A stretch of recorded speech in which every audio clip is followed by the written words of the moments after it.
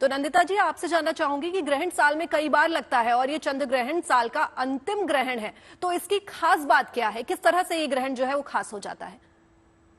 देखिए, वर्ष का तो अंतिम चंद्र ग्रहण है। लेकिन इसमें अगर आप ध्यान देने की बात यह है कि जो उसका पाथ है ग्रहण का, ये लगभग पूरे ही संसार में जितनी मेजर कंट्रीज एंड कॉन्टिनेंट्स हैं उन सबको कवर कर रहा है।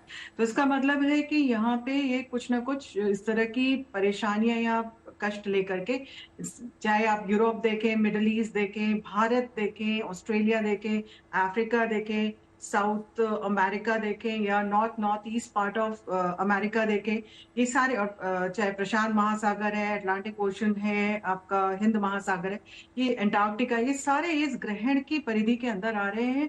तो इन सारे ही एरियाज में, और विशेषकर मिडिल ईस्ट वाला जो एरिया है और भारत, यहाँ पे काफी कष्ट आ सकते हैं इसमें।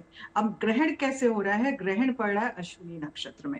अश्विनी नक्षत्र होते हैं केतु के नक्षत्र। केतु किस चीज के कारक होते हैं? धर्म के कारक।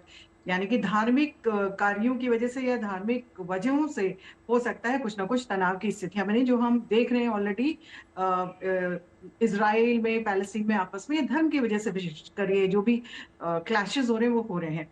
भारत भी इस समय आ रहा है, तो भारत में भी इस तरह की धार्मिक अंतर्द्वंद की स्थितियां बन सकती हैं। किसी धार्मिक रिलीजियस लीडर को लेकर के परेशानियां आती हैं, हो सकता है इस तरह की आए। दूसरा होता है, केतु कारक होते हैं अग्नि के, केतु कारक होते हैं स्किन डिजीजेस के, केतु कारक होते हैं वायरस के, केतु कारक होते हैं मोक्ष के। तो ये सारे जो भी एरियाज हैं इनमें भी इस समय परेशानियां आ सकती हैं। आपको ये भी ध्यान देना है कि इस समय दो जो राशियां हैं, विशेषकर मेष राशि जिसमें ग्रहण पड़ रहा है, और उसके बाद तुला राशि जहां पे लगभग 4 ग्रह बैठे हुए हैं, सूर्य नीच के बैठे हुए हैं वहां पे साथ में। तो अग्नि तत्व की स्थितियां जो है बहुत उजागर हो रही हैं। अर्थक्वेक्स या वोल्केनिक इरप्शंस इस समय कहीं पे अगर सेटल वोल्केनो है और अगर वो ग्रहण की परिधि के अंदर आ रहा है, वो इरप्शंस के चांसेस बहुत स्ट्रांग बन रहे हैं। फायर आर्म्स हो, अग्नि कांड हो, किसी भी तरह की इस तरह की चीजें, जैसे आप देखेंगे इसराइल वगैरह में भी रॉकेट लॉन्चर्स ज्यादा यूज हो रहे हैं, अग्नि से संबंधित चीजें ज्यादा यूज हो रही है। या अभी बात चल रही थी कि केमिकल चीजों की भी वहां पे शुरुआत हो जाएगी, या उस तरह के बायोकेमिकल वेपन्स यूज करे जाएंगे, जो कि थोड़ा सा क्वाश किया गया। इसी तरह में स्किन डिजीजेस इस बीच काफी ज्यादा आपको उजागर हुई। बॉम्बे में काफी कुछ स्किन इरप्शंस इस बीच दिखाई दिए हैं, जिसका डॉक्टर नहीं समझ पा रहे कि ये क्यों हुए हैं। और यही कारण सेम चीज अमेरिका में भी देखा गया। और सबसे ज्यादा तो एंटार्क्टिका की मैं हमेशा बात करती रही हूँ। पिछले 2-3 साल से ग्रहण का बहुत ज्यादा प्रभाव एंटार्क्टिका में रहा है, और पहले तो 1/3 भाग भूखंड अलग हुआ था उसका, और अभी 3-4 दिन पहले ही वहां पे कभी जो हुआ नहीं, वो आज इस सप्ताह हुआ है कि बर्ड फ्लू एंटार्क्टिका में आ गया है। वहां पे इतनी ज्यादा चिंताग्रस्त स्थितियां बन गई हैं कि ऐसा माना जा रहा है कि इस बर्ड फ्लू की वजह से पूरे पेंगुइन्स ही कहीं स्वाइप आउट ना हो जाए। तो जूलॉजिस्ट एंड बायोलॉजिस्ट इसमें काफी यहाँ पे रिसर्च कर रहे हैं, सोच रहे हैं किस तरह से इस तबाही को बचाया जाए। तो ये देखिए, ये ग्रहण का असर होता है और नक्षत्रों का असर होता है कि किस नक्षत्र में पड़ रहा है।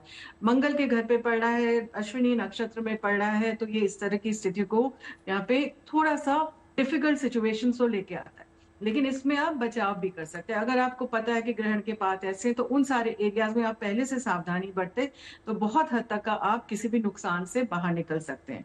मैं वैसे भी हमेशा बोलती हूँ कि ग्रहण का जो भी असर होता है वो इंडिविजुअल, विशेषकर लाइक व्यक्ति विशेष से ज्यादा जनमानस में होता है। यानी कि एक मेंटल अपहीवल्स एकदम से उथल पुथल होगी तो वो जनमानस में होगी। और यहाँ पे तुला राशि पे 4 ग्रह बैठे हुए हैं, महिलाओं के लिए यहाँ पे थोड़ा सा तकलीफ दे समय हो सकता है, या महिलाओं से रिलेटेड कुछ जी। उथल पुथल बहुत ज्यादा इस समय होती हुई नजर आती हैं। तो ये सारी चीजें छोटी छोटी चीजें हैं जो ध्यान देने की बात है। सब तनाजा का आप दान करें, वो बहुत अच्छा रहता है इस समय। ग्रहण के समय रुद्राक्ष का धारण करना बहुत अच्छा रहता है ग्रहण के समय।